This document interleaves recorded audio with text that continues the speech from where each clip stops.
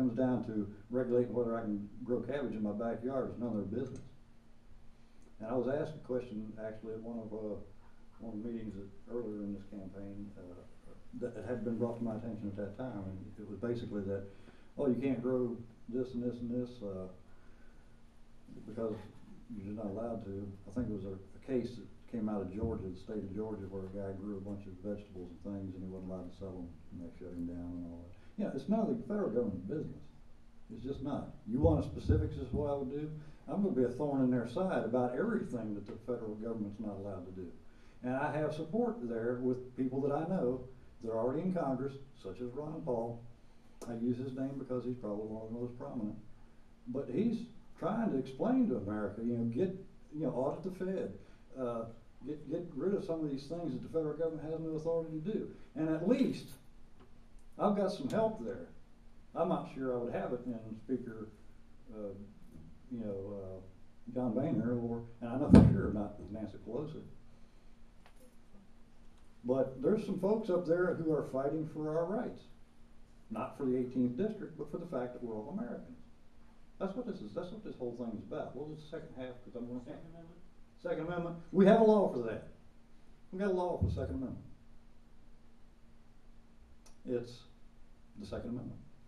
Don't need anything else. We don't need a darn thing else. And I was just told today, actually when I just came to this meeting, someone said, hey, I saw that you got an A grade from the Gun Owners of America. Let me tell you what, I don't own a gun. I don't want a gun in my house because I have some little ones running around. That's my choice. Guarantee you when the federal government comes knocking, I'm going to protect my rights and I will find me one. I guarantee you I will, because the criminals always do. So we need to be armed. We've got to have arms. We've got that right. That's the only law we need in this country is the Second Amendment, as far as gun rights are concerned.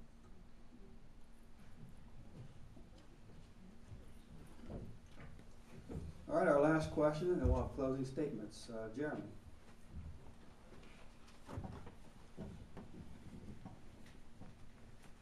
As a veteran of the U.S. Coast Guard and now the Vice President of the College Republicans, I wouldn't have this chance if it wasn't for the GI Bill, the new post-9/11 GI Bill.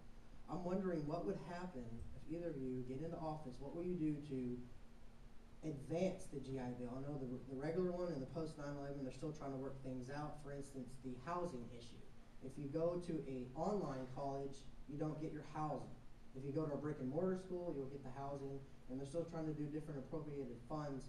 I'm kind of wondering what you guys would do to support the veterans that get out and be able to have this go to the level that it should be, because it's still not up to the level it was when it was first created. If you think back, early days, original GI Bill, it was the amount of money that came out was the equivalent of what it would take for a 2 to 3 person home. So I'm wondering what you guys would do nowadays.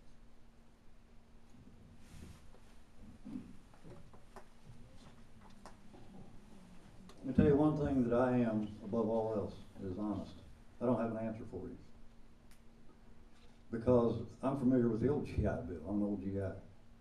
I don't know what the provisions are in the new one. But I would look into it and support anything that is constitutional, that would protect the benefits of GIs. I know that there's a lot of fraud, waste, and abuse in the Veterans Administration. A lot of it, and that's one of the reasons why a lot of the programs have been altered and changed and et cetera, et cetera. I would just tell you that I would look into those things, but whatever the end result of my decision, where they're concerned, would have to be constitutional. I believe that the GI Bill was constitutional. I think it was a benefit that was necessary. I'm not sure about this new wave GI Bill thing, and I would tell you right now that I will, should I be elected, I guarantee you I'll be in the middle of finding out about it. I have a lot of interest in veterans. I won't waste any more time so we can have more questions, but that's my honest, open said it earlier that we need to support our military and our veterans, and GI Bill is part of that. You know, people go into services and they sacrifice, and their families sacrifice, and then they got to come back. And we're talking about how important education is, and because of technology, everything's changing so fast. It just, you know, it's exponential, and so it's really important. You know, it's a sad day when our military personnel come back and they get out of the service and they can't find a job because they don't have the right training. So we definitely got to have a GI Bill. Now, I don't know the details of all that, just like Mr. Sutton said. I'm definitely going to be very supportive, and I think that you know, there should be a housing allowance, and that's specific to your question, because if you're a full-time student, and that's what you're doing, and I know you can be a full-time student and still, you know, there's a lot of full-time students that still work part-time jobs, but it's tough, and I think we owe it to our people that serve this country, protect our liberties, to have a housing allowance and be fair. And you know, I don't think they're going to get rich on the GI Bill. The idea is to get an education so you can help yourself, and that's what this country is all about. You know, this country was founded on the principle was really an idea. The idea that if you have the freedom of religion, economic freedom, political freedom, you can excel to the best of your abilities. We're not this country that wasn't founded on the principle that we're going to guarantee everybody's success or be successful. It's what you can make of it, and it just overwhelms me especially when you have legal immigrants that come to this country and don't ask for anything in the government, work really hard and become very successful, and you know, and people that. You know, I've out campaigning. I've met people that have built businesses. I've met some people that are in their 80s now that started a business in their 20s, and they're huge businesses employing thousands of people. And it only happens in America. But the problem is, what's happening in America now, they've all said to me, you know, I don't think I could have done what I did on the way we're structured now because the burdensome government, more government, burdensome regulations, higher taxes, higher costs. And that's what this election is all about. And but it's about treating our people that are fighting the terrorists, treat them right, and make sure that they have the education, have the abilities to exceed, to excel to the best of their abilities, and you don't have to work at it. You know, we're just not going to throw money at them and say, "Here's the GI Bill, go out and you know, you got to work at it." And I'm sure you know that. And but I think that's a responsibility of the people of this country, and I'm sure 90% of the people are behind funding that program, and that's what we got to do.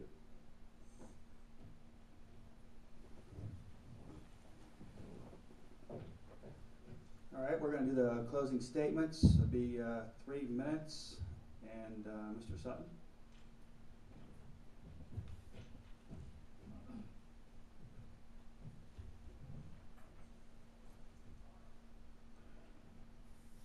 I've had the privilege to be invited. Well, first of all, I want to thank Dan for inviting me here. What this man says and what this organization that sponsored this thing says is that they are nonpartisan. They're not biased one way or the other. They called me. You see, I was a write-in candidate in the primary, and I won. I got the votes that I needed as a write-in candidate that I'm on the ballot now. And Mr. Dan called. I don't even know where he found my number because I didn't have much advertisement at the time. He said, "Are you a candidate?" And you know, because I'd like to invite you to these Ohio 18 events. They're truly, in my opinion, they're truly nonpartisan. They give everybody a fair shake, and I want to thank you for inviting me to all these events so far. Beyond that, I've had the opportunity to speak to some organizations. I'll just refer to them as Tea Party organizations, and really appreciated the fact that I could speak with them. These forums are important, like the one here tonight, but I got a lot to say, and with the time constraints, it's kind of difficult. But with some of these organizations I've met with, which normally had like a 1 or an hour and a half meeting, we sat for 2.5 hours and talked about everything you could imagine. And that's what a congressman needs to do. He needs to come out and talk, and be able to spend as much time as possible to get right down to what it is you want to know about him as a person when he's a candidate, but what he's going to do once he is elected to office. A lot of things that I wished I could have gone into more depth with, but I respect the timekeeper.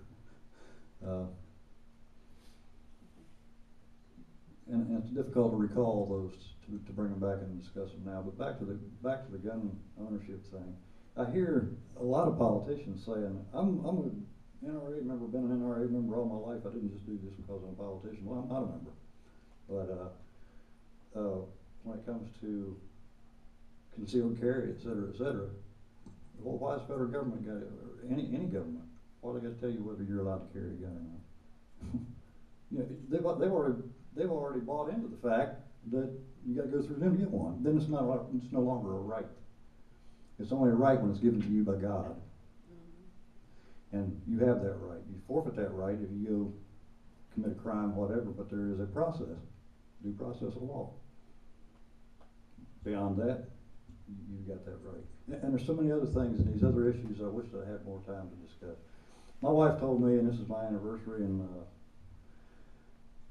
I told her, I said, I don't know what the situation will be when I'm there and all that, but I want to say, I love you, Elaine. She's not where she can hear me, but I told her I'm going to publicly announce that. It's been 38 years today, and I'm looking forward to getting back home tonight. I think we're going to have cake at 1 o'clock in the morning. But she told me, she said, Lindsay, all these events you keep going to, you don't ask people to vote for you. I'm asking you to vote because my wife said I need to ask. I'm a candidate. I assume you know I want your vote.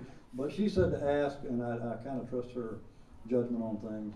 I'm asking for your vote because there is a choice here, lesser of the two evils, or the U.S. Constitution. Well, thanks, Dan, for hosting this, and thanks for coming out tonight. And I said in my opening statements that this is a very important election, because you always hear people stand up and say it's a very important election. It's always the most important, but really it is this time because of what's happened in the last. You can go 2 years or 4 years because Congress has been controlled by the far left. And to put in a little bit of perspective, in Zach's space, Nancy Pelosi took office in January 2007. The unemployment rate in the country was 4.6%. Now it's 9.6%, but it's really higher than that because a lot of people quit working or they're underemployed or they retired early. The federal deficit, the annual deficit was $151 billion. This past July, the monthly deficit was $164 billion. Approximately 25 million people are on food stamps. Now there's nearly 42 million people on food stamps. I don't think things are getting better. Zach Space said the other night in one of the forums, he said that unemployment in the 18th districts dropped 23%. That's, I don't know how he does his math, as there's no way it's dropped 23%. And I'm scared to death that it's not getting better. It could actually slide back down and get worse, especially with the largest tax increase in American history coming. And all the nonsense they're doing. I talked about earlier about the barriers they're putting up, about creating prosperity and jobs and opportunities. And the federal government is putting up barriers, hurdles, and it's not happening. And we need to send the right signals out. And how we do that to provide the confidence for our employers to start hiring people back and get people back to work is get this deficit spending under control. That's the root of the problem. It's a national security issue. It's a freedom issue, and you just go on. Roll back these massive tax increases, keep more money in your pocket. I have full faith in the private sector, the American people, to use their money how they see fit, and they'll do it better than the federal government will do in Washington, D.C. It just astounds me that people in Washington think they know better. The arrogance in Washington, D.C. right now is incredible, where they think they know better than people out here that are working, raising a family, running businesses, and a lot of them haven't run a thing except be professional politicians. I've been self-employed since 1978. I didn't get into this business until 2003 when I was asked to get into it. So if you do the math, you can see that I'm not a professional politician. I don't plan on being there forever, but I'm committed to try to work to change this country, to turn things around, where we can get people back to work and families can have the economic security. Because when you have economic security in your family, you don't have to worry about if you're going to lose your job or if you already lost your job. You have that security, then it enhances and emboldens our freedoms. But when you don't have that economic security, our freedoms are at risk. And that's what this is about. That's why it's so important to get out and vote in 12 days and tell your neighbors, get out and vote, because we're going to take Congress back.